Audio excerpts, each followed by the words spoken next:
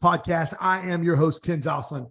Got a special treat for you today. My good friend, Walter McKinley. I met him through my sister from another Mr. Amberly Lago. My guy, Walt, he has I think Tom Clancy writes his books about him.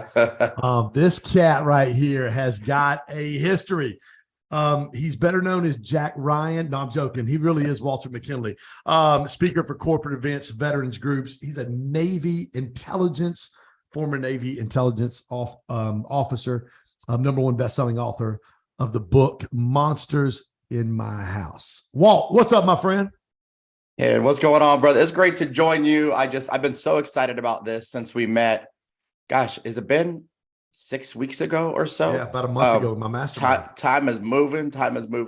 It was such a blessing to go, and then to be in the room with some amazing world changers, including yourself, that stay congruent and aligned with who you really are and create a vulnerable, safe space was a beautiful thing for me to be part of. So this has been a treat for me so far, and I've been super excited to join you on this. So thanks for having me on. Yeah, I'm pumped, dude. It's funny. I was just on a call with a pastor friend of mine who's joining the mastermind in Puerto Rico in March. And he just bought 2 tickets to come to Create. And I was sharing with him a little bit about our mastermind experience in Scottsdale. And I told him, I said, if I had $1 for every person in that room, or every time somebody said, I normally don't cry, but I said, I'd be a millionaire for the transparency and the authenticity that was in that room. But dude, talk to me, man. You obviously, you and Amberly are friends. We got connected. You came to the mastermind. We got to connect and hear some of your story. Dude, tell me right now about what God's doing in your heart and in your life and the difference you're making because of some of the stuff that you went through in your childhood and growing up. Yeah. I mean, I had a pretty wild and crazy childhood, something that I always say nightmares are made from and movies are made for. I moved 14 times in the first 16 years of my life. I've lived with my mother, my father, step parents, foster parents, being basically thrown around like a piece of garbage. And at every stop that I went to, I was horrifically beat, and in some places even tortured, physically, emotionally, mentally, during that time frame.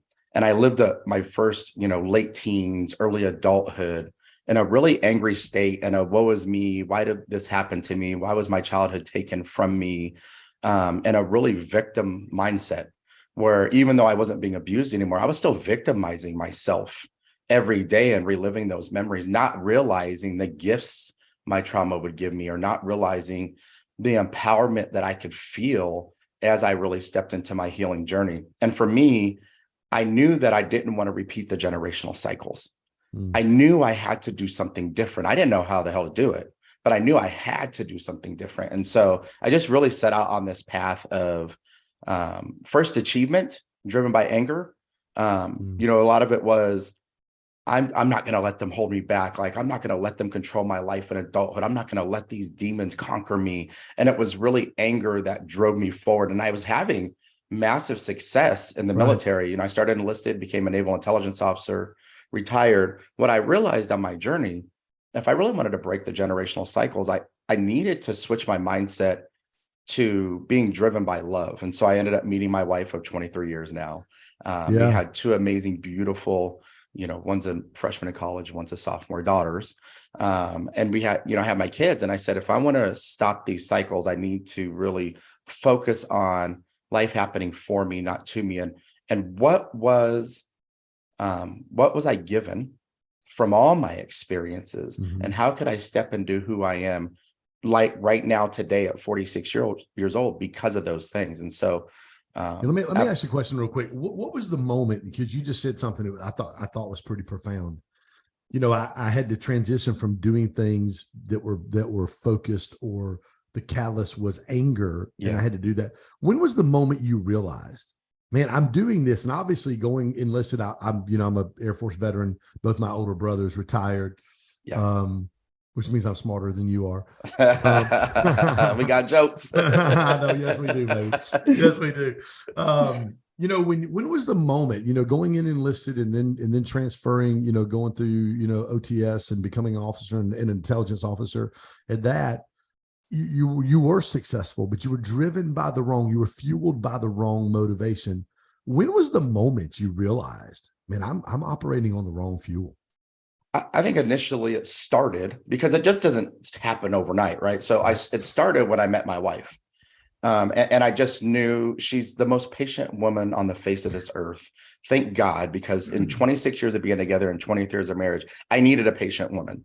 And she just showed me love in a different way. She showed me some grace in a different way than I had been given. And so she deserved love from me in the way that I could give it, but I knew my capacity was still limited because I still had so much anger and tumultuousness inside. For me, like the final straw, the time when I said, that's it, enough's enough, I'm not going to be driven by anger ever again, was when I had my first daughter. And as we laid in the hospital, you know, they put my daughter on my wife's chest, and I'll never forget, and I write about this in my book, I'll never forget, it really completed the puzzle piece of my humanity. And I put my hands over both of them, and I just prayed that day that God, you know, give me the strength and the wisdom to really love these two amazing human beings in the way that you need me to love them, not in the way that I can love them today, but in the way I'm going to love them in the future, because now I'm super dedicated to doing the healing work. And I just set out on that journey. And I talk about the 4 keys to living an extraordinary life, the things that helped me overcome, the things that helped me get recharged, and how I really started to use my past as rocket fuel for my future and feel empowered from my story instead of shameful and running from it. So let me ask you this. So you're there. I've got 4 daughters, so I get the whole daughter thing. They're amazing. They are. You know, you put your hand on your baby and your wife, and you prayed for them. When you guys come home from the hospital, what were the steps for you? What was the plan for you to go, okay, I'm changing, like, this is what I'm going to do? What were some of the things you did immediately to begin that transformation? I think for me, I had already started that journey, and it started with really speaking my truth, Ken. And speaking your truth doesn't come in one giant event. It was little stories that I told, little pieces of the pain that I kept locked inside of my soul that was poisoning who I was as a human being. It was letting those pieces out slowly. As I peeled one layer back and I healed from that, I was able to go into the next layer.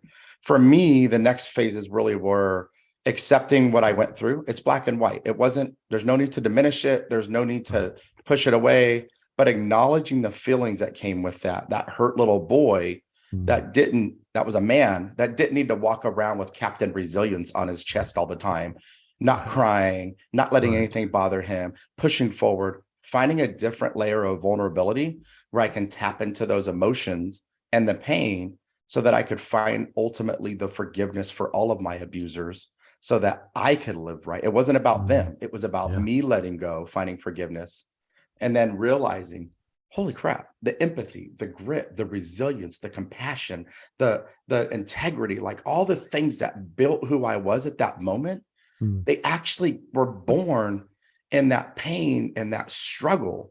And then it was like, boop, switch in my mind. And I thought, this is where the juice is at. The juice is in the struggle. And now I'm going to just dig into this full time, and I'm going to really make sure I'm maximizing my life capacity to match my want for being an incredible, great father and great husband. I want my capacity to match that. But in order to do it, I need to continue to work through these 4 keys to living an extraordinary life. And then now teach other people how to do it, which is the biggest. So you were still in the Navy?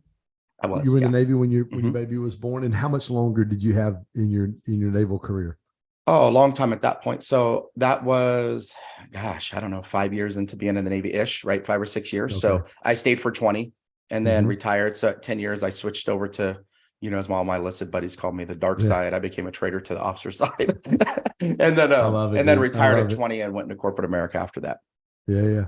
So talk to me about the 4 keys, the things that you created that helped you navigate really the framework to be able to become the man that you are today, and the husband and the father, and the things, then the businessman, entrepreneur, and speaker, and author, and coach, and things that you do now. The first one is what I just talked about a second ago, which is speak your truth. And there's a lot of things that therapy will teach to get you to the point of being able to actually orate the things that have happened for you, not to you, right? But initially, They'll teach write down something on a piece of paper and burn it. Write down something on a balloon, let it go. Like all that is in therapy, it just gets you to say the things that happened out loud. And so for me, it started living with my aunt after I testified against my father in court at 16. Mm. First adult to ever really love me in a way that I needed. It was like little pieces of the story that I was able to tell her in those moments. And it just unfolded over the course of my entire life. But as I spoke each truth, what I realized, and I equate to speaking a truth to this, it's like drowning your whole life. You're literally held down by an anchor, but it's like you can see the light. You know that there's light there for people, but it's not for you. Don't feel it for you. And it's like you can't even take a breath. You can't even breathe. Wow. And it affects every part of your life. And it's speaking your truth. It's like snapping the bolts on that anchor, flying out of the water, taking a gasping breath of air. Life, hope, belief, joy, happiness, and everything else that emanates from you and will happen because of that. So that was the first piece. And then accepting it and knowledge. We talked about that a second ago. Accepting my trauma for what it was, which was easy for me. It was black and white. I was locked in basements. I was chained to beds. I was horrifically beaten and abused in my childhood. It's the reality. The feelings with it, acknowledgement is hard. It's hard. It was. How long did that process take you to process through some of those things, Walt? I think it's a lifetime, Ken. I'm still in it. I'm still in it. Yeah. You know what I mean? I get triggered, and this is great about your mastermind. You talked about triggers and reaction versus responding, and I loved it. And as soon as you did it, Amberly, like she looked over her shoulder at me, like this is what you talk about all the time. And what I learned was each time I was triggered in my life, and this took me a while to get to. Each time somebody said good morning and I took it personal, like, what you mean good morning? You think you're better than me? Or each time somebody, I didn't get what I thought I deserved and it threw me into this anger moment. I realized if I'm going to really heal myself and if I'm going to really live a great life, I can't keep reacting every single time I'm triggered emotionally, even if I'm not outwardly reacting to the person who's caused that trigger. So I started to look inside and say, why am I really so pissed about this? How come this moment of somebody not replying on a text makes me feel unloved, makes me feel like they don't care about me? What is it inside? And I realized as I turn inward and turn that lens on myself, those pieces of my humanity that were still just not even broken, because you don't need to fix it, that were still in that victim mindset that I needed to work through in order to catapult myself. And I want to add one thing too, because this is huge. Forgiveness for me was huge. There were years, this is a third key that I teach. There were years that forgiveness for me, I've refused to forgive because I wasn't going to let them off the hook. I'll be damned if I let them feel good about what they did to me, all of my abusers. And I saw my stepfather who used to throw me and lock me in dark basements as a kid and throw a scary Halloween mask in there with me at 19. And I hadn't seen him since I was 10. Wow. In that moment, I didn't even know it was him.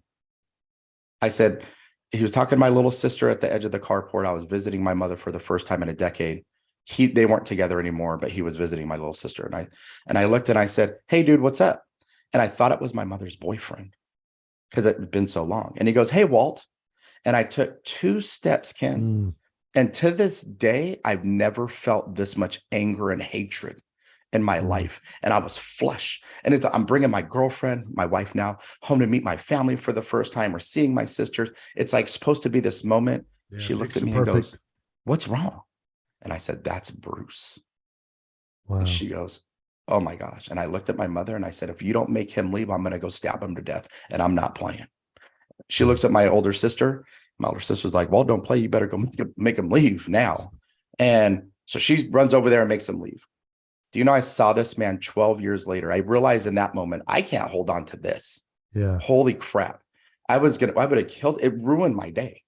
Yeah. I saw him 12 years later at my little sister's wedding. I walked up, I shook his hand. I said, congratulations. And we didn't get chummy at dinner. We didn't hang out. But you know what I did that night? Because I had really forgiven that hurt man who hurt me. I had a good time. At my sister's wedding, I danced with my wife. I danced with my children. I danced with even my mother. I danced with my sisters. The beautiful thing is I learned how to go from that reactive state of wanting to literally hurt this man who hurt me so deeply to a responsive state where the trigger was still there somewhat when I saw him, but my ability to not let that massively affect my day negatively really is what changed. I want to unpack that, because literally I just had my therapy appointment with Lauren, who just texted me. Lauren Zoller, she's a somatic therapist and a dating and relationship coach. Yeah. She's one of the top ones in the country. Wow. And so yesterday we did a lot of SE work, which is somatic experiences, where she takes you into your nervous system and helps rewire all that. What were some of the things you did because that trigger, when people don't understand, it's you and I, as soon as we got together and you said, I went to move 14 times. I'm like, dude, I went to 12 schools in 12 years and 6 different high schools. Yeah. Yeah. And, I shared my story there about my therapist going, Ken, why did you move? Why'd you want to move 6 times from 6th grade to your senior year of high school, back and forth from your mom to your dad's? And I went, I didn't have a choice. If I ever got in trouble, my mom said, go pack a bag. And I was gone in 24 to 48 hours. I was on a plane bus, or my dad was on the way from Detroit to pick me up. Yeah. And then my therapist looks at me and goes, well, how do you think that's had an effect on the relationships your whole life with the women who are supposed to love and protect you? I was like, oh my God. I mean, it was like light bulb moment number 2 for me in my entire life. So I've learned over the past 8 months, when those triggers hit, and you're like, you talked about flush, you didn't even have to say anything or do anything. Your wife looked at you and said, what's wrong? Yeah. She knew something was wrong. Yeah. Talk to our audience today about some of the tools you have learned on how to recognize. You talked about, we do, I talk about all the time, respond versus react. Yeah. Some of the tools you've learned to where you don't just react, but you choose to respond. Talk to our audience about that. Oh man, this is great, because this will absolutely transform, you talked about it. It transforms your life. It transforms your success in business, or your career, your relationships, how your internal happiness, which ultimately affects everything you do. And just recently, and I knew this was going to happen at some point, somebody came at me really sideways. You're this, you're that, F you, all the expletives. So they're texting me way out of character for them. And I thought, initially I was triggered, and I thought, you coward, you wouldn't talk to me like this in person. I promise you that. Right. And thank God it wasn't in person, because, and then I thought, I said, let's jump on a call. You want to have a conversation like this? Let's talk about this verbally, not through text. No, F you, this, that. So in the moment, first, my initial reaction was trigger, react. I'm shaking. Literally, I got my phone. I mean, it was like this, shaking, starting to type something in return. Here's where self-awareness is so huge in this process. So good. I knew I was triggered in the moment. I knew it. Now, taking a breath is huge for me. And I'm a 20-year veteran. I'm not like, I used to be like taking a breath and breathing, like that's bull crap. Like that don't work. Like I'm a dude. I don't do that stuff, but it's so powerful. So I'm, calm down. Realize next, whatever somebody's reacting to has nothing to do with you. So it's self-awareness that that whole response, this person ended up, I found out, calling or texting 4 other people the same stuff, had nothing to do with me. The next thing is your choice to respond with love and kindness. And that doesn't mean you don't set boundaries, because you set boundaries to teach people how you want to be treated, or react with visceral communication, which never feels good after. So take a breath, realize it's not about them. It's not about you. It's always about the pain that they're in that moment. What I found out is this person relapsed on alcohol, and they were drunk and just hating their own life and feeling guilty and all these other things because they relapsed on alcohol. Now, if I would have reacted how I initially wanted to, because I promise, Ken, I promise y'all, I get it, I wanted to me, react negatively, right? And then I thought, you know what? Well, is this God testing you? Is this God testing you? Because you talk about healing from trauma, and some people aren't going to like that. They're not ready for that yet. Is this God testing you to see if you're ready to do what you actually teach other people to do? And I had an opportunity in that moment. Again, self-awareness is clutch. It's key. You've got to have it in that moment, because I took a breath. I recentered my brain and my emotions for a second, realized it wasn't about me. I was able to respond. And ultimately I asked him, I said, are you drinking? because it was so out of character for this person. Yeah. Now, that doesn't mean that after that, I responded with kindness. I was like, hey, I wish the best for you. I love you, but you really got to get some support and some help for this. That doesn't mean I didn't set boundaries and say, hey, I'm not going to allow you to treat me in that way, though. I don't deserve that. I'll be here to support your journey if you go to get some help. But outside of that, I got to make sure I'm protecting my own internal happiness and mental health. And I set some concrete, immovable boundaries after that. So I think breathe, take a second, realize it's not about you, and then challenge yourself, more importantly, to raise your life floor and your life ceiling by responding. And the next time something like that happens, I promise you, it's 100 times easier than the first time you have to challenge yourself in that way. And it gets easier and the self-awareness grows. You learn to recognize the trigger quicker. Facts. And then I love what you said earlier when you said, what inside me is causing me to react this way? Not what have they done to me? Not because some people may listen to this podcast and you're like, well, dude, if that dude drops some F-bombs on me, damn it, I'm going to drop some F-bombs back on him. That's how it would have been 20 years ago. I get it, bro. Oh, I'd have lit that ass on fire. But hey, dude, why don't you just come on over here and say that to me? Like, what's your address again? Where you at right now? I'll be there in about 10 minutes. Yeah, no, exactly right. But really the self-awareness, understanding it's a trigger, which is the whole chain of self-awareness, understanding it's a trigger, and then asking yourself, having the cognizant awareness to go, what inside of me is causing the two things I love you said, what inside of me is causing this? And this isn't whatever's going on in their life. They're not doing this because of anything I did. They're doing this because of what's going on in their life or their circumstances right now.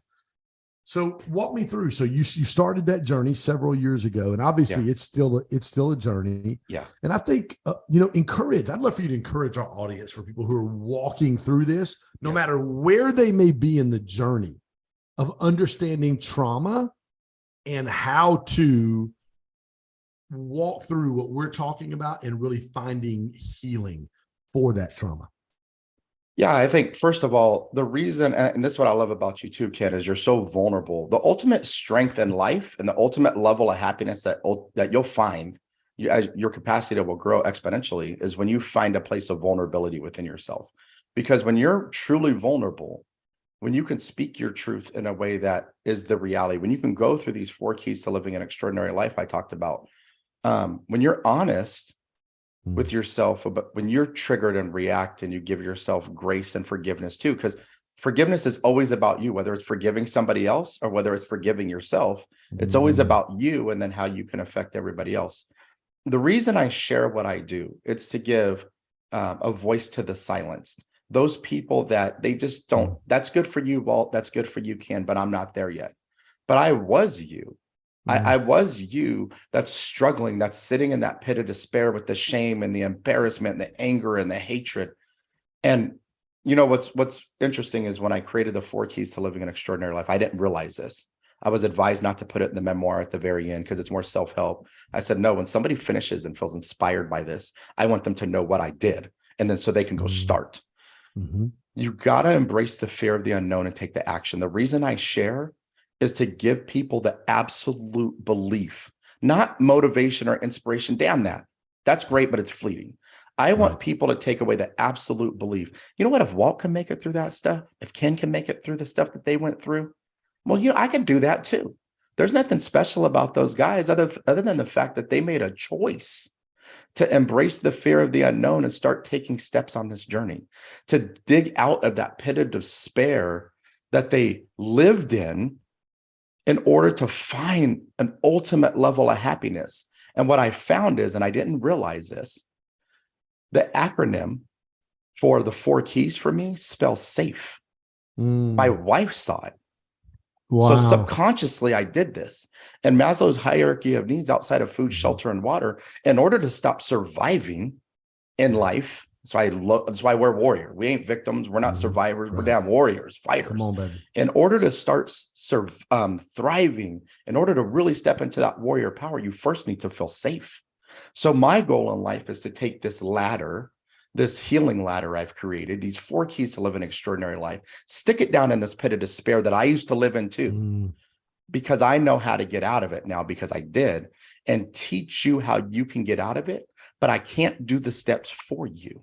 You got to be willing to do it yourself. What I can do is cheer you on. What Ken could do is cheer you on. And you know what? When you're feeling exhausted, I can come put my arm around you, or I could reach my hand down and help pull you up onto that next rung of that ladder, so that you can ultimately get out of that darkness you're living in and step into this massive light and abundance and success and this beautiful life that's waiting for you on the other side of this journey that you have to take the steps through.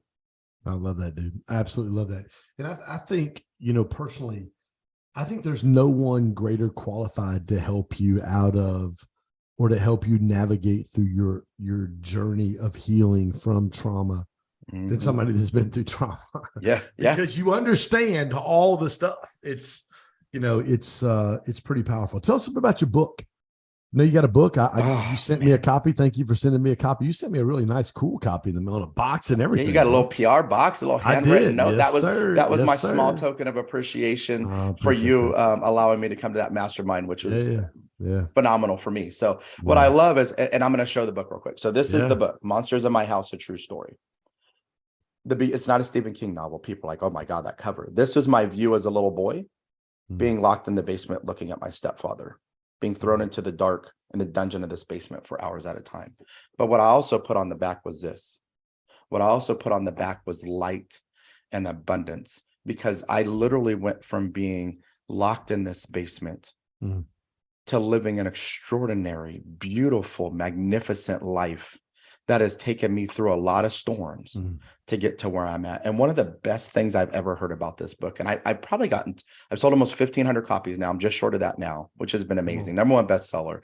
The one thing that, there's two pieces to this. One thing is people have told me, you never sound like a victim in your book. I was so empowered reading it, even though it was horrific what you went through, all the emotions, sad, I cried for you. I thought about myself, realized where I hadn't healed yet, but you never sounded like a victim in your book. I said, because I'm not.